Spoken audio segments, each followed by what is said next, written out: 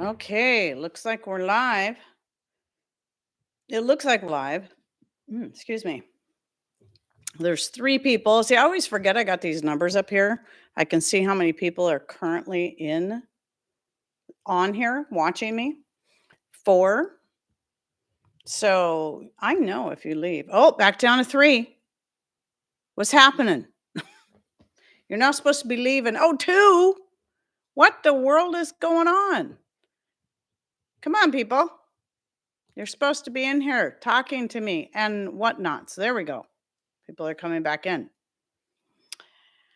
So interesting little thing. Patrick was looking all over for his phone. I called it like 17, 18 times. And he's looking over and I asked him, I say, have you looked on the road yet? He found it on the road. Screen is shattered, but I called him on it and he picked up. So we'll probably have to get him a new phone, unfortunately. He's been using that one for a couple of years, though, so it might not be too bad. Maybe a year. But at any rate, as long as it works, as long as he can make and receive phone calls. I got a fuzz in my mouth. Ew. So,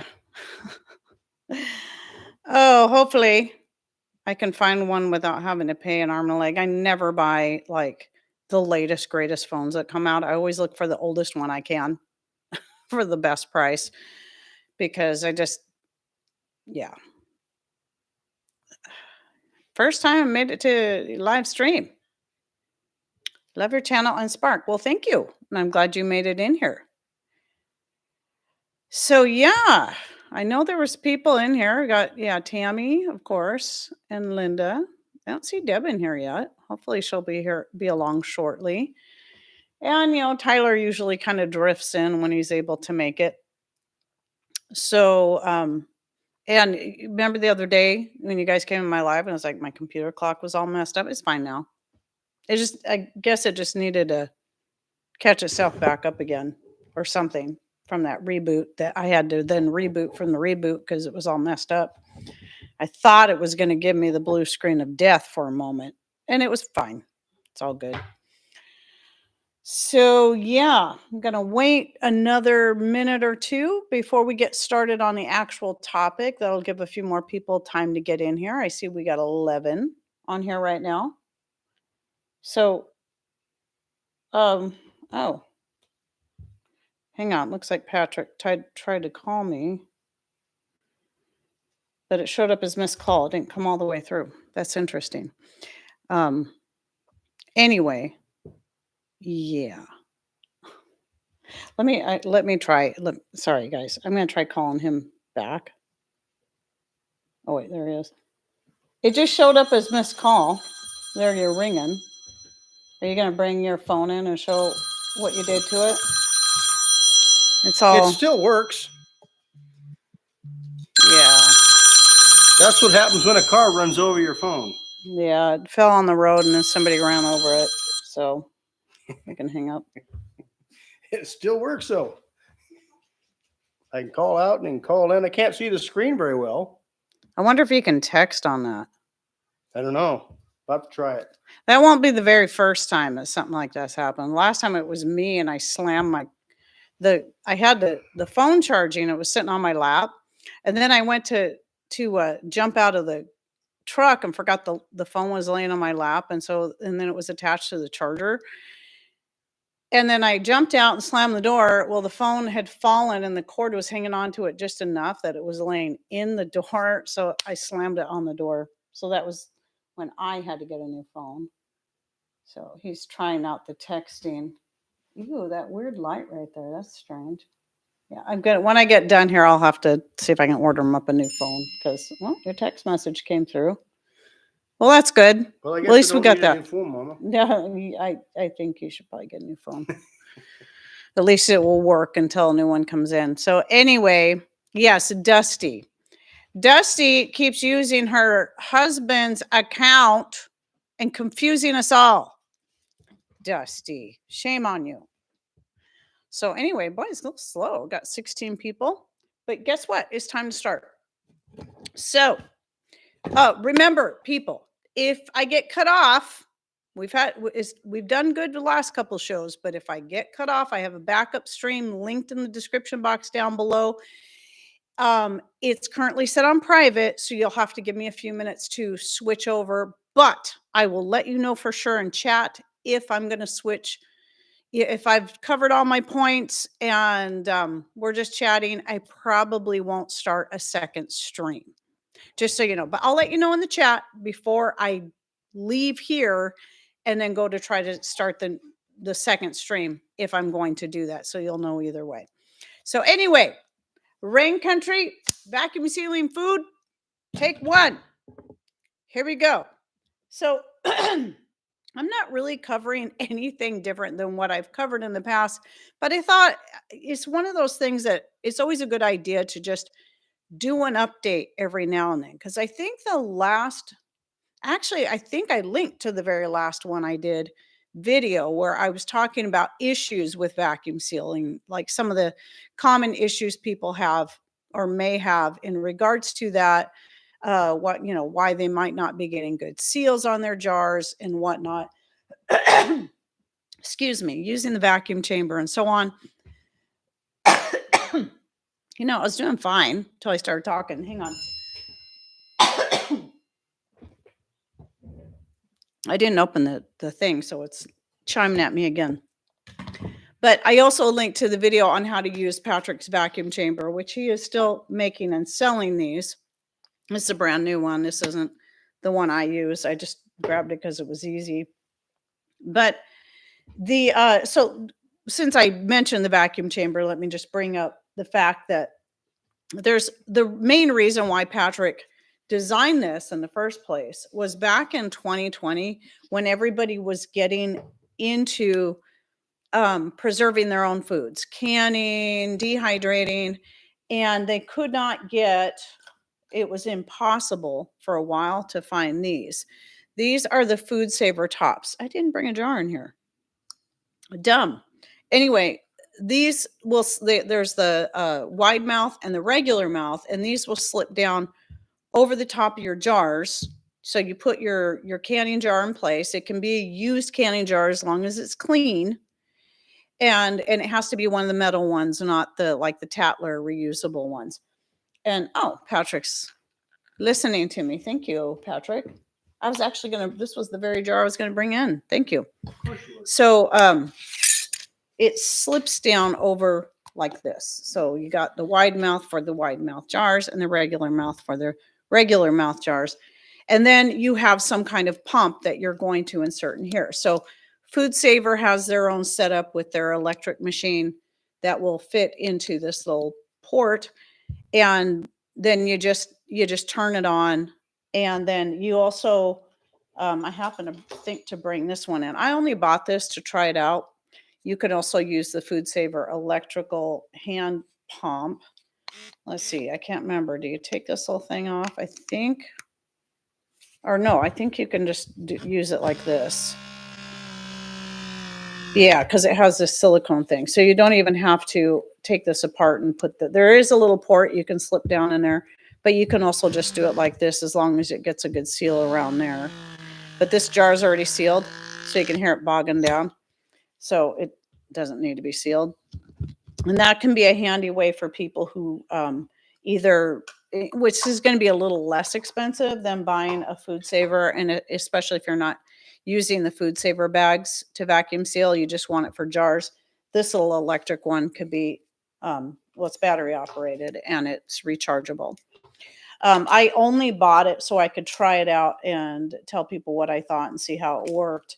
But I never use it because I always use the brake bleeder pump, as most of you already know. So I've been using the same brake bleeder pump for like 8 years. And it works the same way. You take the Food Saver lid, or it can be an off-brand. In this case, I do like to use this little tip. Some people will use different types of tips that come with the kit. There's one way you can do it where you can just kind of snap it in there and it will stay. And I just have always done it this way. Rest this on the counter and pump this up. And when the gauge gets to about straight up and down or past that, which is the numbers on here are 15 if you're looking at the outside number, or 400 if you're looking at the inside number.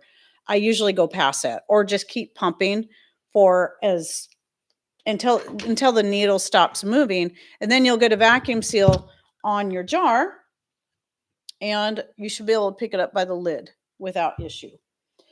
And so then I always put the band on when it comes to vacuum sealing, and I put it on snug. So that's going to serve two purposes. One is if it does come unsealed, at least you got the band still holding the lid in place. When it comes to most of your dehydrated foods, if you lose a seal, a lot of things it's really not going to matter. Some things will be more apt to get a little stale, like maybe a lot of your dehydrated fruits. If you have a freeze dry and you're freeze drying a lot of stuff, or you're stocking up on freeze dry and you open it and then you go put it in a jar and you lose your seal, the freeze dried foods will still retain the same flavor, but some of them will get kind of stale, sort of chewy. But they can still be usable. You just won't be able to powder them because they get this softness to them. So I noticed the chat is really slow, but I'm assuming I see people are here, so they must be listening. Now, a couple other things, like when I bought, I bought years ago just to try it out, and I cover it in my options for vacuum sealing, is an off-brand set. Well, this set was one of the first off-brand ones they came out with, and you can see it doesn't have the handle like the Food Saver has. So there are off-brand sets now that have the handle, so it looks very much like the Food Saver. And I recommend that because without the handle, you can still pull it off. It's just so much easier when you have this little handle to grab onto. But it works the same way. It's got the port in the top. It actually has a smoother thing here because it doesn't have any letters, where this little pump and that electric pump will work quite well on that.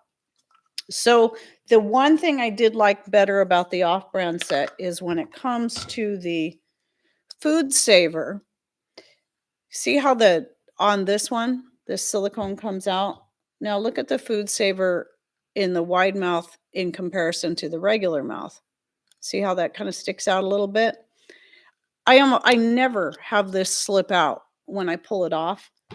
But the Food Saver brand, for some reason, it's just not quite the same. It works great for the most part, but this little silicone thing comes out quite a bit if you don't pull it off slowly and carefully. But if you have to put it back in, make sure that you put it back in so that opening, because one side of this silicone ring is solid and the other side is open. And so you want to make sure you put it back in so that the open part is facing out. Otherwise, it's not going to work. So, but that doesn't happen with this one. I've never had this one come out, but I prefer having the handle. So I use the Food Saver tops a lot more. And that's still my very favorite way to vacuum seal canning jars is the Food Saver tops and the brake bleeder pump. However, in the event that I have say a green olive jar, or one of those, artichoke jars you can get like Costco, where you get the size, it's the kind that will fit perfectly down in here, both height and width. And this is made to hold quart jars, but a little bit taller. So if you've got a taller jar, like those pickle jar or green olive jars and artichoke heart jars, they'll fit down in here just fine. And so anyway, what I was starting to say is you couldn't get these in 2020 without going to eBay and paying like $75 for a set of them. Well, they should be no more than $25 for a set or less. So I've seen these go for the whole set, of two. I've seen them on sale for like $12. So at that time, though, it was terrible, the prices. So people were asking if Patrick could design something that would work. So that's when he made the chamber. And the nice thing about the chamber is you can use it with your canning jars. So you put in this case, you put the lid on the jar, then you only loosely put the band on. You don't want to tighten it down all the way, but you still kind of need that band in place. It just needs to be loose. So if I was to set it on the counter and put that band on, something that's going to where it's going to move freely, it's just enough to where it kind of catches the threads. And then you put that down in there carefully. You put your lid on top. Like I said, he's currently still making and selling these, and you can always email us at raincountryhomestead@gmail.com. This one's never been used, so the thing isn't tightened all the way down, or isn't loosened up yet. And then you take your brake bleeder pump or your food saver pump, if you've got like an electric food saver, and you can hook your hose up to this port right here. And then I use the brake bleeder pump for that. And I have another one. So for my own chamber, I have a separate brake bleeder pump that I just keep it attached. So this little tip would come out and then you slip this part over the port. And then you just pump. It takes longer to do that than if you're, doing like the food saver top, but it will vacuum. You just keep going until that needle stops moving or until your electric food saver just, it quits. And then you should be able to pull your jar out, take the band off and check and see if that lid is definitely sealed. It sometimes can take a little practice making sure you're getting this tight enough, because if there's any air coming out of this, it's not going to seal. So you got to make sure that's tight enough and that you don't get your band on too tight on your jar, because if you get it on too tight, it's going to prevent the air from coming out of the jar. So it's not going to seal. But he also makes the 1/2 gallon. We've currently have a couple of those available. But anyway, the nice thing about the chamber, though, even now, is that even though you can get these, which I still recommend for canning jars, if you've got like a pickle jar or something, that any jar that will fit in here, that's an off-brand jar where these tops won't fit, then the chamber is really good for that. I use it with those jars with the lug lids. Again, I try to put it on. You don't get the same kind of, because it doesn't thread the same way. So I just try not to put it on, crank it on tight. Just put it on enough that it catches, put it in the chamber, pump it up. And then when I pull it out, usually I get a good hard seal to the point where when I go a year or two later, I go to open that jar, I have to take a spoon and pry it like you would a brand new jar to get it to break that seal. So it works really good for that. So that is an option if you're looking for something where you want to vacuum seal jars like that. So now that's the jars. And then you've got, like, if you have a food saver and you're going with the bags, well, you've got your food saver bags. I just gave up on all that. I got tired of buying a new food saver every couple of years and then it just not getting a sealing properly, or it seems like it's sealed and you throw something in the freezer and then you look a couple months later and the seal's broke and it's all frostbite in there. So frostbite, it's all freezer burnt. I guess it's pretty much the same thing. And so I don't use it. And on top of that, it's like, well, if I could, there still is a lot of plastic that gets used, unfortunately, like when we buy meat from Butcher Box, it's already packaged in plastic. But I also got tired of seeing the bags that you use for the food saver going up higher and higher and higher in price. I'm like, I'm just done. And, but you can do that. That's what we used to do with meats and stuff. Like you go fishing or whatever. We used to use that for packaging meats. Now I use, as I was talking before, I use a freezer paper instead. But then I know another time when I was on here, somebody was asking about vacuum sealing in Mylar. And I've tried it several times. I tried all the little tricks. I couldn't get a good seal using the food saver with the Mylar. And so let me cover that again. Why that doesn't typically work is because a Mylar bag is smooth. And so it doesn't have the little ridges that your food saver vacuum sealing bags have. So when you slip it into that, where the area where it pulls the air out and then seals it, it's too flat against itself that no air can get pulled out of the bag. So the one trick I had seen somebody using was taking a strip of Food Saver bag where it's got the ridges on it and slipping that in there right where the sealing part is. And they were able to get it work. I tried it several times. I finally got one to seal, but then it didn't last. And I'm just like, "Ugh, it's not worth it."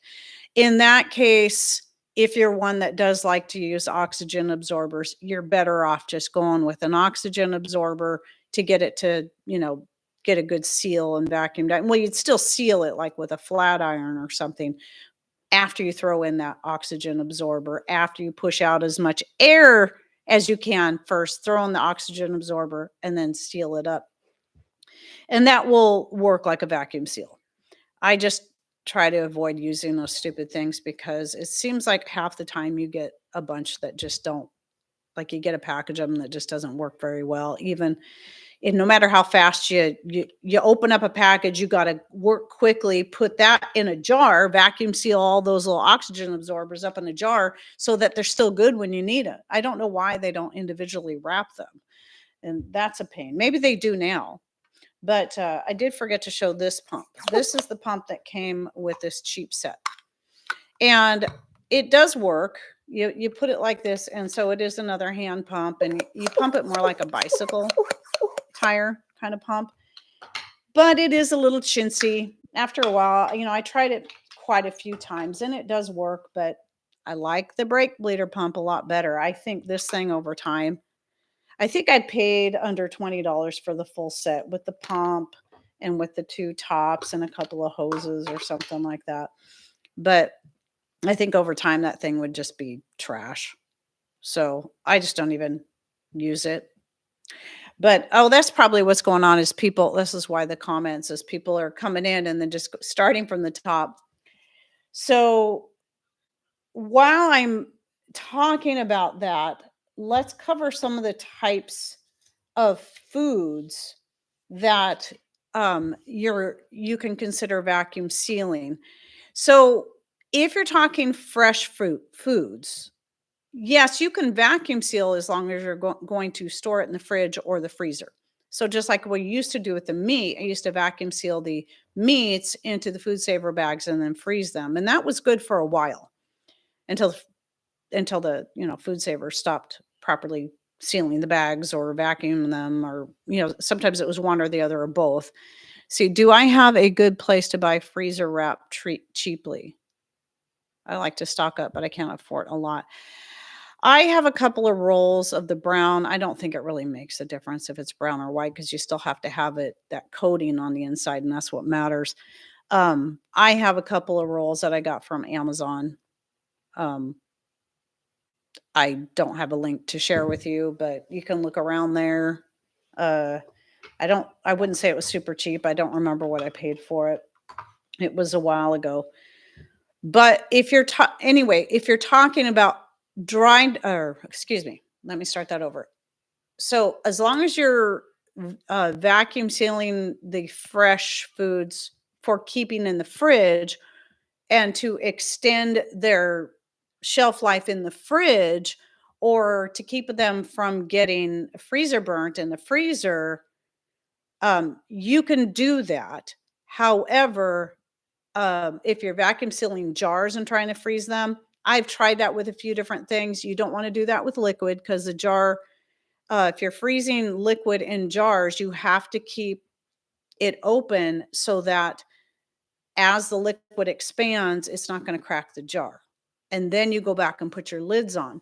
However, I found every time I vacuum, not every time, but a lot of things I've tried vacuum sealing in jars and storing in the fridge to help prevent that freezer burn. A lot of times it would lose its seal. And if you wait until, like with the liquid, if you wait until it's frozen, you get that frost buildup and it just doesn't vacuum seal very well. So it's not, you can do it, but don't vacuum seal liquid or anything that fills up the jar tightly that can expand and then put it in the freezer because you'll definitely lose your jars if you do that. But when it comes to dried foods, you can vacuum seal anything and put it on a shelf in the pantry and not have to worry about it. So, what are the benefits to vacuum sealing dried foods into jars? Well, when it comes to any foods that may have fat in them, such as dehydrated whole milk, dehydrated uh, meats that you want to leave some of that fat in for flavor, like if you're doing dehydrating ground beef and you're not rinsing all the fat out with the hot water, leave some of it in there. Just for me, just strain it out, and because I don't want all of that in there, so I just strain it out, but leave some of that fat in there for flavor, and then vacuum seal it. And so anything that has any amount of fat in it, nuts, seeds, if you vacuum seal it, it will store for years without going rancid, because the air in the jar, if you don't vacuum seal it, and it's not properly sealed, will cause those nuts and seeds and anything with fat in it to go rancid. So that's one benefit right there. Now, when it comes to if you have a freeze dryer and you like to freeze dry everything, I don't have a freeze dryer. A lot of people know why I don't have one, but I do still have some freeze dried foods that I will get, things I can't grow like pineapple and mangoes, from Mother Earth products. And if I open, as long as I don't open the bag, they'll be fine. But once I open the little bag that it comes in, even if I use their little zipper, it does have a Ziploc. You could throw an oxygen absorber in there, but it's not worth it to me to waste money on an oxygen absorber for that. Then what I do is I'll put whatever I don't use, I'll put it into a jar and then vacuum seal it. So that will prevent those freeze-dried goods from getting stale or turning soft and not being able to powder them, because that's why I do like having some freeze dried fruits on hand, because of the ability to powder them and use them for flavoring. So if you watch my Monday this and that I just shot this morning, you'll see why. But yes, powdered certain things like pineapple and mango are so sugary that if you were to dehydrate it, they're too flexible to powder up. Where a lot of your apples, if they're not too sugary, or berries, you can dehydrate and they will powder up. So at any rate, yeah, if you want to keep them really crisp, you'll want to vacuum seal it. And on top of that, vacuum sealing any of your fruits, vegetables, anything that you dehydrate is going to keep the quality of them for a much longer period of time. Is it absolutely necessary to vacuum seal all of that stuff?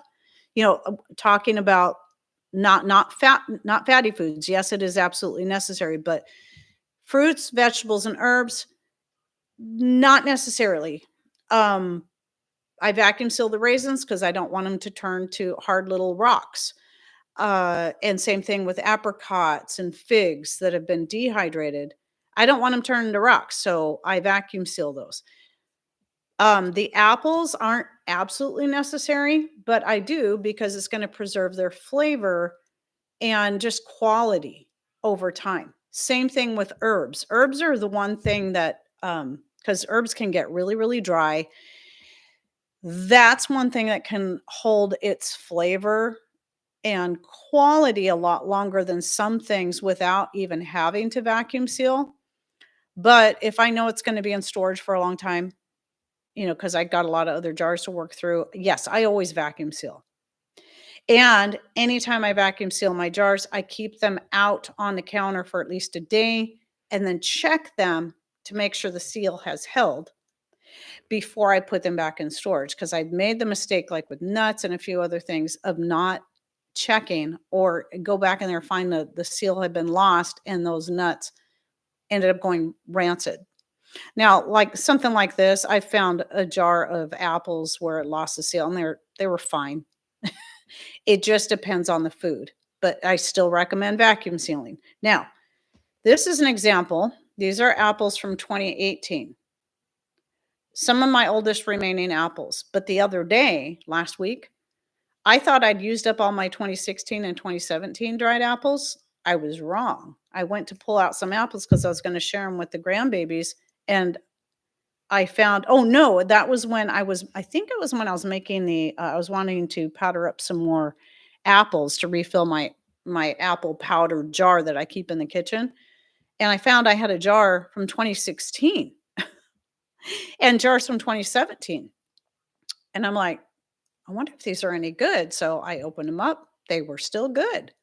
The color wasn't quite as good. They were a little browner looking, but they still tasted great. And the grandbabies loved them. So I started getting them to the grandbabies. They were just eating them, especially Jace. Boy, he was eating them one after another. In fact, I sent some home with him. And the next day, his mom sent him the rest back in a little baggie. And he was eating on those, and then I'm like, "What?" I realized that I couldn't find the baggie of apples. Surely he still had some left because I was gonna open another jar and send him home some more and just use that same baggie. I'm looking all over for that baggie. I can't find it, and then it dawned on me, it's like, "Did he eat all those apples and then throw the bag away?" Yep, that's exactly what he did, little guy.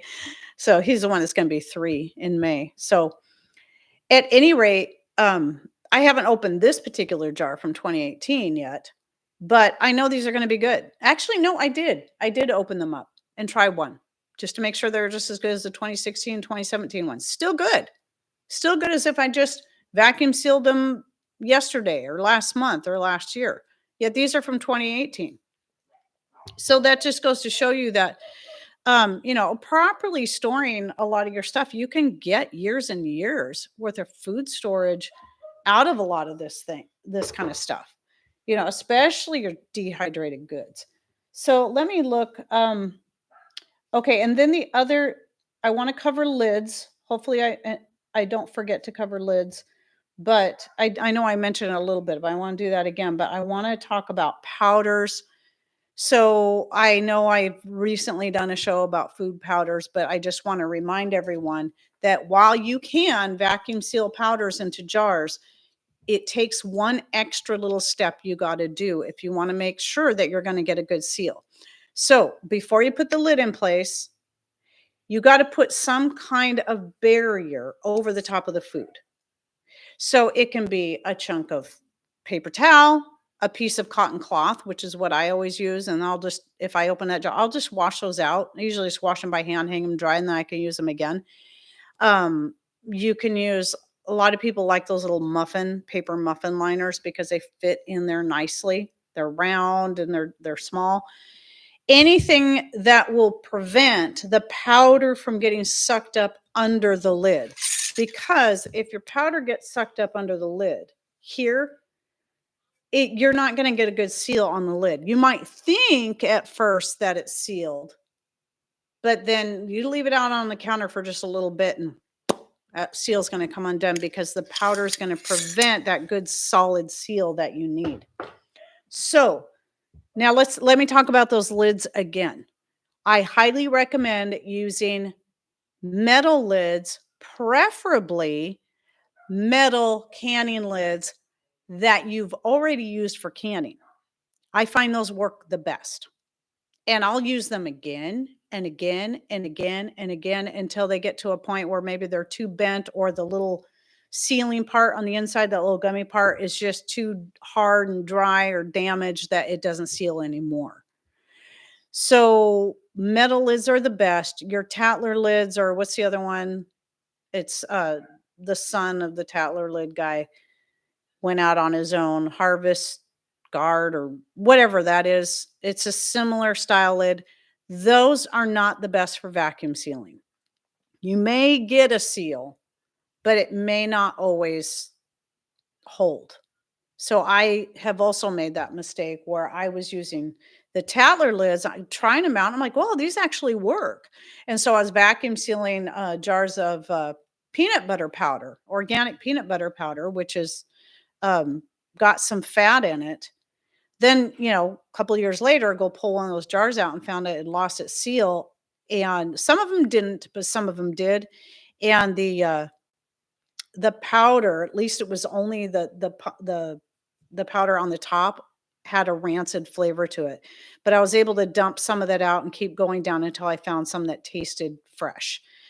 So I caught it before the whole jar went rancid. But yes, so this is why I don't recommend the reusable lids like that. but I do recommend the metal, and I still recommend leaving them out on the counter no matter how good your seal seems, leave them out there. Just because there could be something that might cause that to come unsealed and you want to seal it again. And if you seal it again and you leave it out again and it does that same thing happens again, that means it wasn't just something like the jar got bumped funny or whatever and the lid came loose. It means there's something wrong with the lid or the jar. So you got to also double check the rim of your jar, make sure there's no cracks or little, sometimes you'll get jars that are kind of have a defect along the rim. And so it's kind of grainy, and that can prevent a good seal, whether that be pressure canning, water bath canning, or vacuum sealing. So you got to check that too. And then check your lid. It could be that your lid is just, maybe you've used it so many times, it's done for, it's too bent or whatever. Toss that lid, pull out a new lid. Well, don't toss the lid yet. Try another lid. And if that doesn't work, try another lid. And after about the third lid, you can pretty much determine it was probably the jar. But because I've done that too. So anyway, let's see. What was that? What was that? Okay, I got another text message, this time not from Patrick. So anyway, I kind of think that was everything I was going to cover on the vacuum sealing. Oh, I know what I was going to say. There was one more thing. A lot of people ask me, well, can I or should I vacuum seal sugar and salt? No, don't, especially brown sugar, anything like that. First of all, there's absolutely no need to vacuum seal sugars and salts because those two things are natural preservatives anyway. They're just not going to spoil. Um, oh, okay. They're just not going to spoil. So there's absolutely no need. You just need to make sure you keep them safe from moisture. So a lot of times I'll just leave my sugars and salts in whatever package they came in and just put them in storage. As long as I know they're not going to get moisture, they're going to be just fine. So no need to do that. And you certainly don't want to do that with brown sugar because if you vacuum seal it, it's just going to turn into a rock. And of course, you don't want that. So let's see. I do think that was it. I think I covered it's just kind of basically an overview, a quick run through. Well, it's not even that quick, but a run through of what you can and shouldn't vacuum seal, some of the things that you can use. But remember, I do have those links that to older videos that I put in the description box down below if you'd like more information. Like one is strictly on how to use the vacuum chamber. And in that video, it was before Patrick started making a half gallon. The method is the same with the half gallon. However, if you're doing it by hand, it takes a very, very long time. If you can put quart jars in the half gallon chamber, but if that's all you're putting in there, it's going to take a very long time for it to vacuum seal because you got to pump all the air out of the chamber. Then you start pulling the air out of the jar. And I've tried it. It works, but it takes a long time if you're using something like this. So you may want to have an electric pump for the half gallon jar, or make sure you're only using the half gallon jar with half gallon, or the half gallon chamber with half gallon jars. So sorry, she's texted me a couple of times. I guess there's something going on tonight. So I wasn't expecting to go anywhere tonight, but I might have to go because it's for my grandson. I just saw a little bit of the text message. Now, if there's any other questions, please go ahead and ask. But as far as this segment on vacuum sealing, I am done. So if I do get cut off at this point, I will not start the second stream. But if you do have any questions and I don't get to them in the rest of this live show, then I can always answer them in another video or in another live. Oh, one more thing I wanted to say. This has nothing to do with vacuum sealing, but I want to say it before I forget, is that I was going to shoot another preparedness testimonies video today, which would be like 6 weeks out before it published. Then I got to looking in my email folder where I keep the preparedness testimonies that people send me. I only had 2, and neither one of them are very long, and so I don't have enough right now to shoot another video. So if you have any preparedness testimonies and you haven't sent me any yet, please do so. Raincountryhomestead@gmail.com and title it Preparedness Testimony. Now, what is it supposed to be about? Well, the whole point of it is you can go a few different directions with it, but it's just about being able to share like what you did to get yourself in a better situation, whether it be saving up to buy a specific item, be it a canner or a generator or whatever it was, a dehydrator, or stocking up on freeze dried canned foods or whatever it is, how you were able to do that without having to spend a lot of money and or much money at all. Did you find some things secondhand, like, pressure canners and dehydrators and freeze dryers and all this stuff can be found secondhand for a pretty good deal. Or it can be about how being prepared got you through some difficult times, whatever it was. It doesn't matter how big or small the situation. How did being more prepared, even if it was just in a little way, how did that help you through a difficult time? Or you can share both, or you can share a few different stories with me if you want in one email. So again, preparedness testimonies is the title. And then just send that to raincountryhomestead@gmail.com. And I may or may not reply depending on time. I usually try to at least give it a thumbs up and then drop it into the appropriate folder so that then I've got, when next time I go to shoot a video, which hopefully will be Sunday if I get at least one more good story in, I will have, I go from that list. I just start taking out of those stories and then I print them off for me to read in a future video. And this is for the purpose of people seeing, because people might hear my story, they might hear somebody else's story or this other YouTube channel story. But a lot of people out there don't get to hear all of your stories because maybe you don't have as broad a reach. Maybe you just have a few people you're sharing this stuff with. And I don't say names. Now, some people may come back into the comments once I've read that story and say, "Hey, thank you for reading that." And that's totally cool. But I won't by habit read names because some people just want to stay anonymous and some people don't say. And I just am going to assume they're going to want to stay anonymous. So brake bleeder not working, flour may have gotten into it. Any ideas how to fix it? I know somebody's asked this before. I really don't know. If you got flour in there, I don't know the best way. I've never had that problem. I don't know if there's a way you can take it out and clean it out or just check and see if something's plugged in the hose. The hose does come off. I'm assuming you've already tried that. This hose will come off and you can always clean that out. Rinse it out really good with some hot water and see if that helps. But you should be able to see if there's anything clogged in there.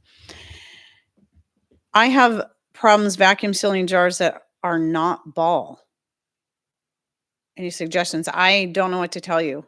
I've sealed off-brand jars. I vacuum sealed Kerr jars. I've vacuum sealed ball jars. And as I've noted with the chamber, I've vacuum sealed like recycled jars that I get from the store. So green olive jars, artichoke heart jars, that kind of thing. Anything that will fit into the chamber and has its original lid, I can vacuum seal. So yeah. If there's a problem with the lid though, if the lid's got a dent in it, it's not going to seal. I had that happen, or I had like a green olive jar and I'd vacuum sealed some marshmallow root from the garden. And then I dropped the jar and the lid dented. It didn't break the jar, but it fell in such a way that I dented the lid and it lost its seal. So I kept trying to vacuum seal it again after that, and it wouldn't reseal because of the dent of where it was. It was kind of on the edge. So let's see. Any other questions? Do you have a video on how to make a vacuum sheet? No, I don't. However, Patrick has just never got around to doing a video like that. What we do have is a set of plans that he typed up for $5. So if you have PayPal, Yeah, just email me at raincountryhomestead@gmail.com. I'll send you the product list. And if you have PayPal, it's $5 US. And then if you're interested in that, it's just he typed it up himself, and I think I included photos in the PDF, and then I can just shoot out the PDF. And that's a lot cheaper than paying shipping and handling for something like this anyway to Australia, which I think I can still ship to Australia, but let me tell you, shipping something like this to Australia or the half gallon is very expensive. I think it costs more than the chamber itself. It's pretty spendy. So I would not blame you not wanting to pay shipping on that.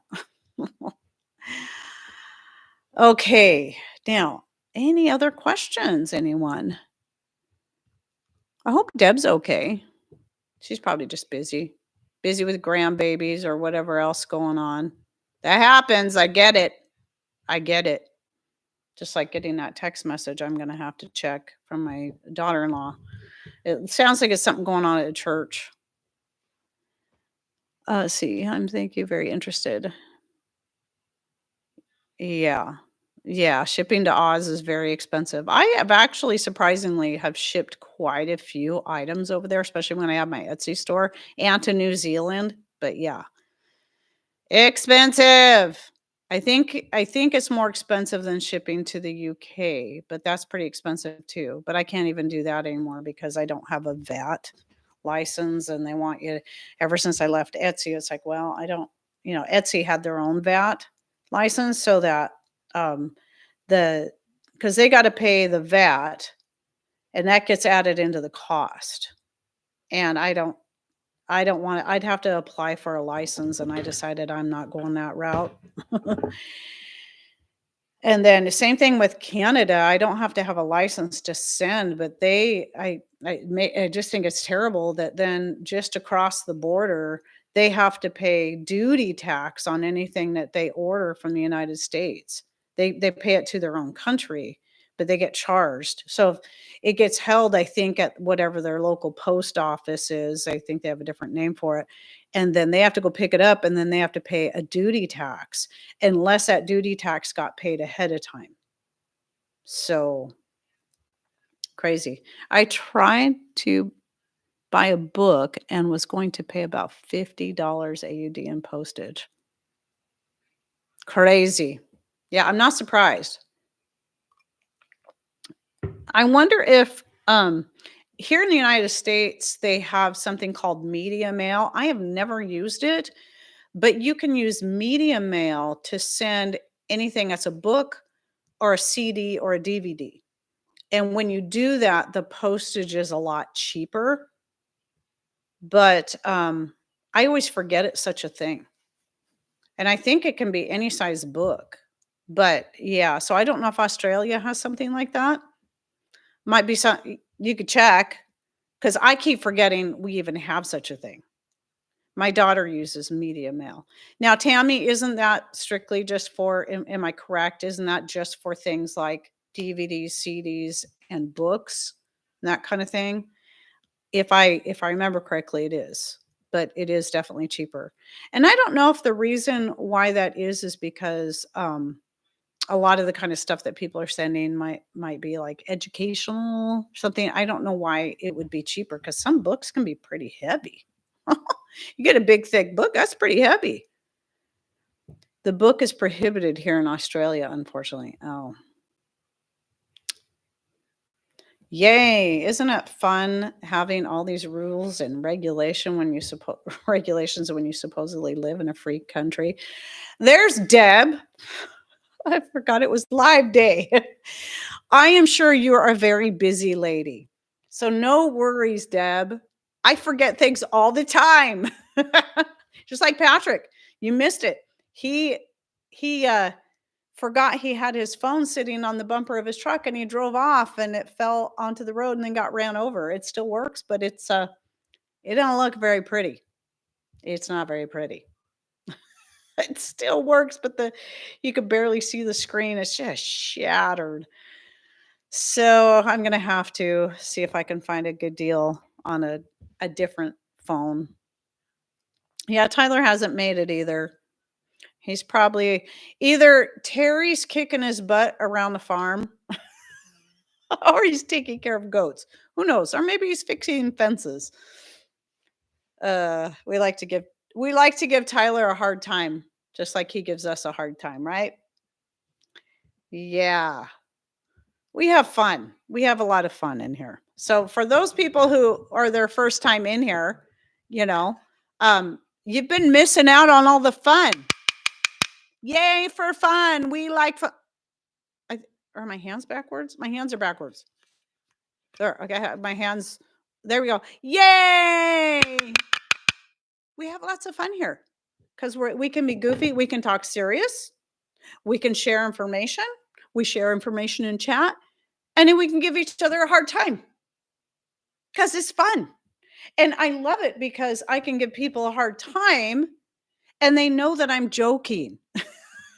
Like sometimes when I think of saying something as a reply to some people in the comments, but I'm like, I don't know if this person knows me well enough because if it's someone like Deb or Trish or Tammy, I know I can give them a hard time, but or even Linda or whoever. But if it's someone else, like, gosh, is this the first time this person's commented? Or maybe I've only seen them comment a few times. I'm not sure if I should give them a hard time because maybe they misspelled something or, autocorrect took over and made a completely different word, which is always so fun. And you want to give them a hard time just out of fun because it happens to us all. But then you're like, I don't know if this person knows me well enough to know how to take it. So we just sit here and take it. That's right. You just sit there and take it. Because, let's see, are my hands backwards again? Because, yay, we just have so much fun, or I have so much fun giving you a hard time. Boy, those are terrible sounding hands when they clap. I'm glad my hands don't sound like that when I clap. Oh, and by the way, so I know Sunday I was having a rough day. The weather was so dark, and I mean, it was just pouring. It was like, I swear, literal cats and dogs were falling out of the sky. Or if you were to say this in Spanish, they say, it's raining buckets, which actually makes more sense. But yeah, it wasn't just raining buckets; it was raining 55-gallon barrels. And, it was just one of those days, but, I have to say those people that prayed for me, I really appreciated it. It was like I really it did lift my mood. It lifted my mood being in here. It, when I woke up the next morning, everything was fine, even though it was still dark and dreary. I was doing all right. And then yesterday, we had a really, really nice day. It started out cloudy, but then it got hot. I thought I was gonna die. We're opening up all the doors, and then, the heat was making me have hot flashes one right after the other. I'm like, "It's too hot in here."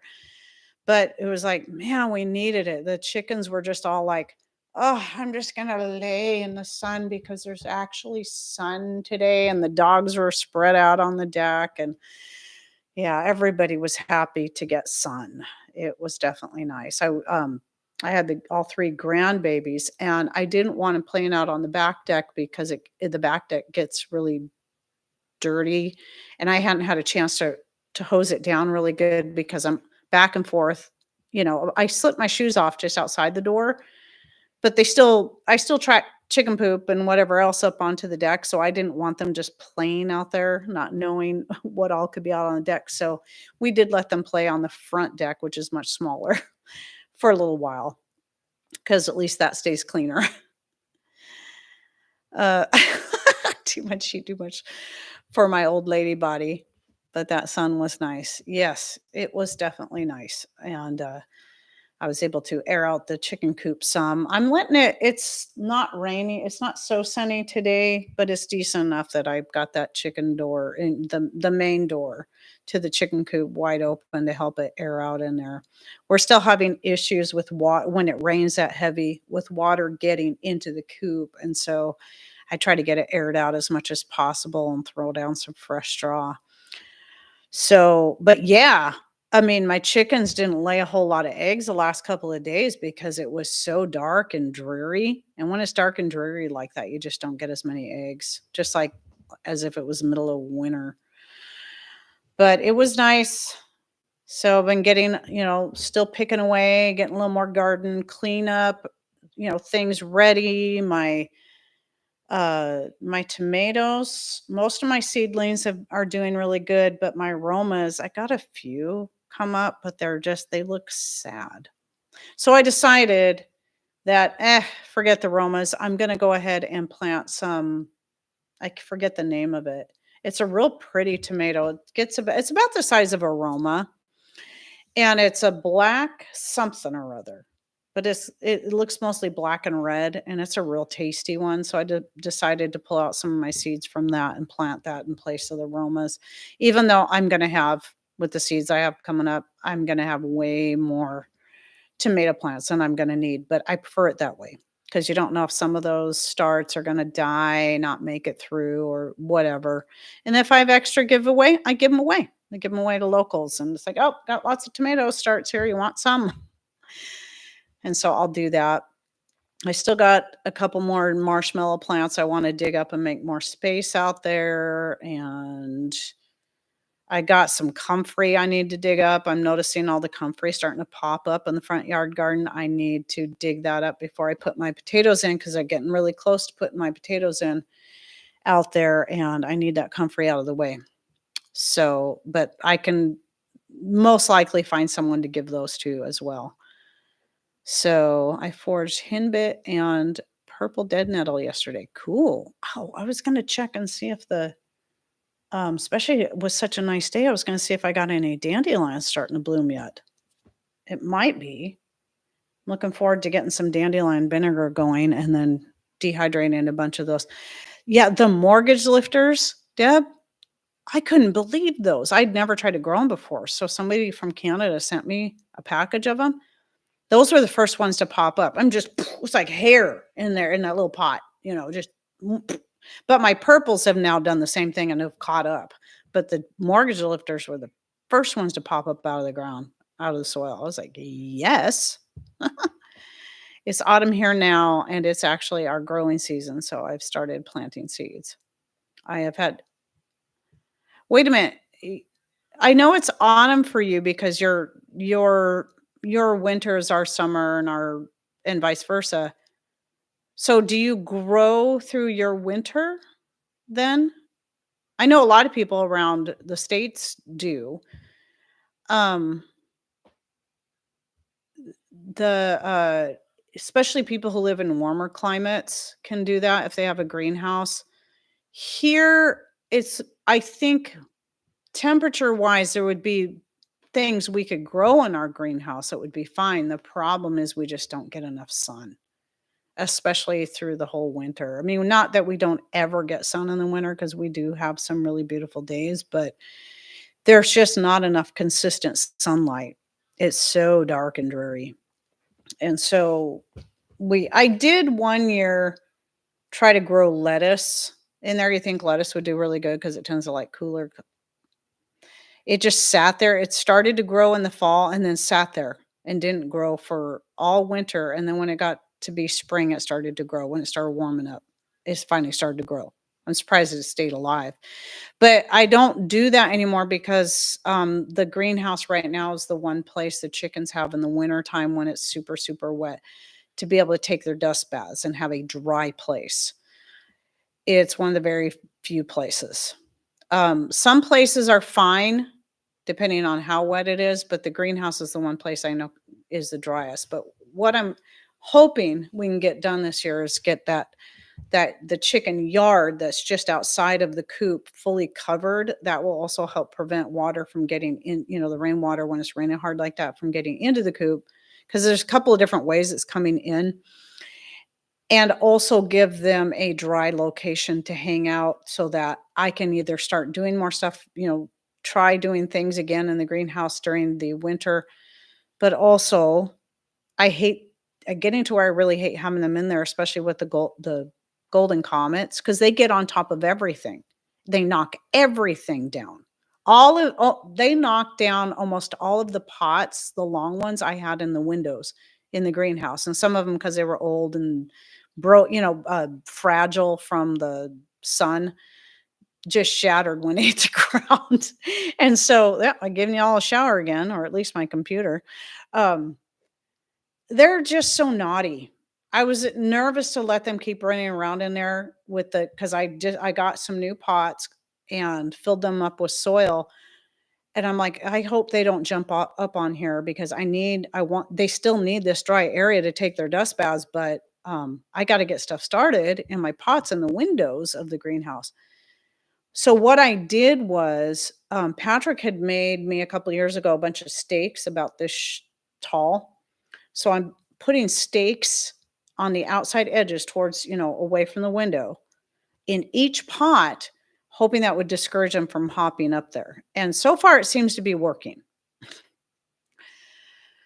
So, at any rate, the golden comets are the naughtiest ones when it comes to that. Getting up on my deck.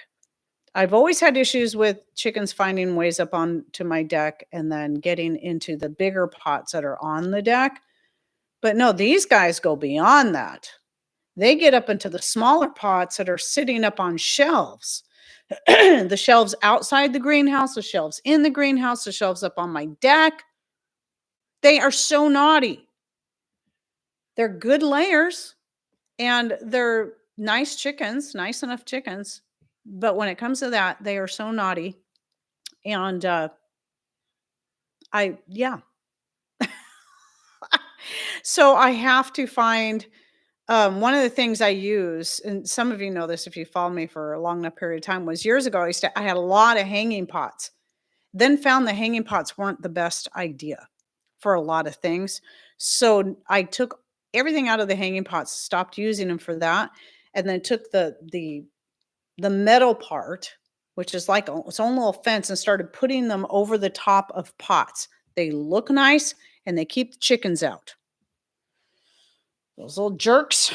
But I think I need more of those with these guys. I think I need more because they're so naughty. They're tearing up my strawberries in the pots or ugh.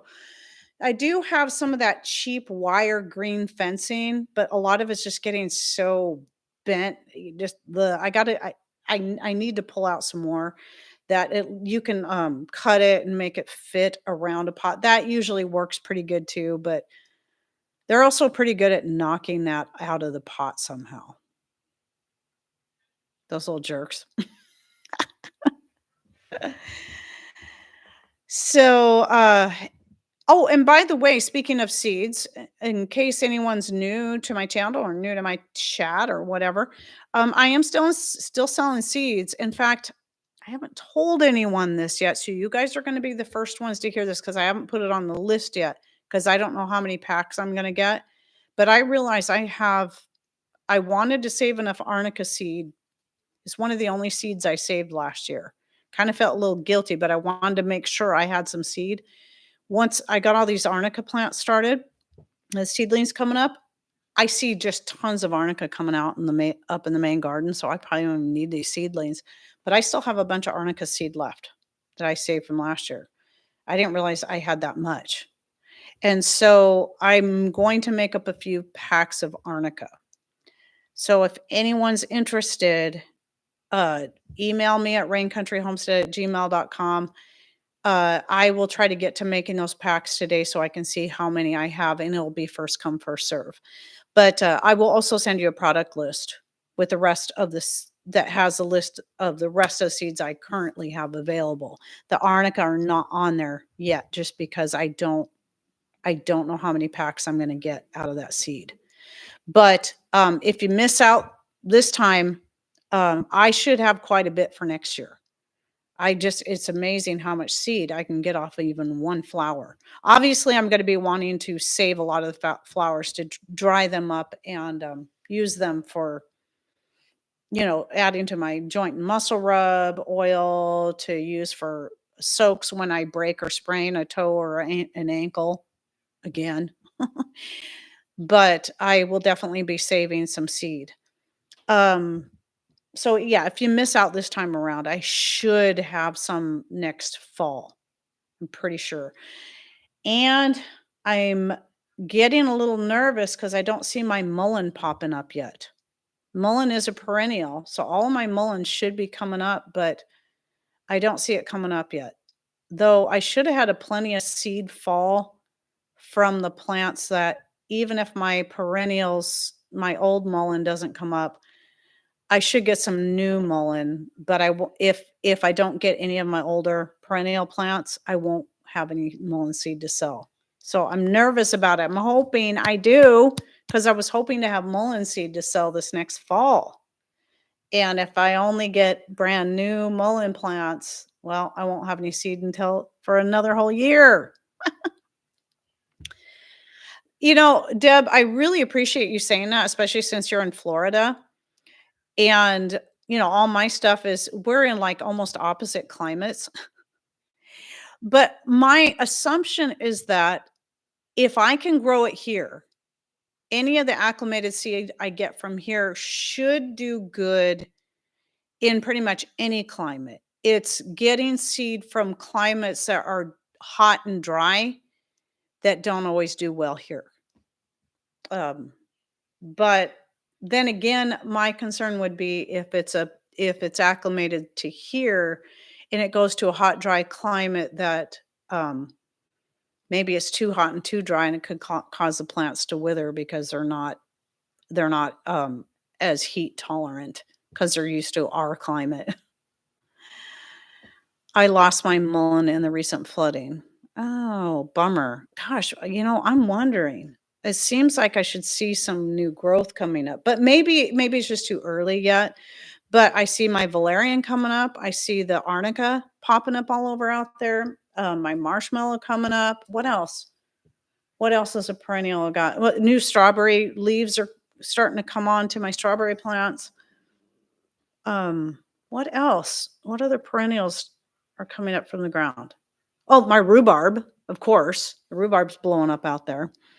I've decided to keep the chickens out of the front garden. I need to stretch that other secondary fence I have where they can go into a very, very limited section of the front garden, the part that's closest to the house. I had to do that because Guinevere, who's the product of she came from the first hatching I did myself, well, I did myself, but from Antonio and from Roxy. Love that chicken. She's great. She's a good layer and all that. She's beautiful. She keeps hopping that fence that I put around the front yard garden. And neighbor comes over the other day. Oh, you got a chicken over here in your other yard. And I'm like, really? Let me guess. It's probably Guinevere. Yep, it is Guinevere. So I'm like, okay, you guys are banned from the front yard garden for now until I get that other piece of fencing stretched. I think once I get that up, I don't think they'll be trying to hop that. It'll be a lot harder for them to hop that. But I'll have to do it anyway because I can't have them in there when I don't really want them in there right now anyway, since the rhubarb is looking really good. And they have a tendency to kind of tear it up. And I need to get my carrot boxes topped off with some fresh stuff. And then hopefully there was some seed that fell from carrots a couple years ago if the chickens didn't kick all that out. And hopefully I can get some carrots to grow. I'll probably still throw some carrot seed in there and then get my potatoes in the ground. Well, I won't put the carrot seed in, I don't think yet, but I got to get my potatoes in the ground in about a week or less. So if not this coming Sunday, maybe within the next couple of weeks after that. Definitely before Passover. My beautiful hands. You like my beautiful hands? My pretty, pretty hands? Oh, you're not supposed to see my real hands. You're just supposed to see these hands. Hey, everybody. Oh, I'm so happy to be here. Oh, there's my real hands again. Give it away. They're fun. They're fun. I need some more fun props to make people laugh. I got a few I pull out every so often. But anyway, so speaking of stuff to do, I guess I've been on here for over an hour. I didn't get cut off. Thank you, Lord. And thank you, YouTube, for not cutting me off. But I do need to go see if I can find Patrick a new phone. and I might even have a backup phone for them. We always save our old phones in case we have to have a backup. I should see what we have, if it still works. I don't know. And I got to finish editing a couple videos. Or wait, no, I did finish editing that one video, but I have another video I can edit. And the sun is out again. So maybe maybe I can run out there and dig up that comfrey that's starting to overtake the front garden. So anyway, thank you all for coming in. Really enjoyed our visit as always. And I hope you got a few pointers and tips and something good out of this live stream, or if you're watching this on replay or watching the standalone video I make later out of this video. And yeah, thanks for coming in, and hope you have a great rest of your week and a great rest of your day. Take care and God bless. Bye.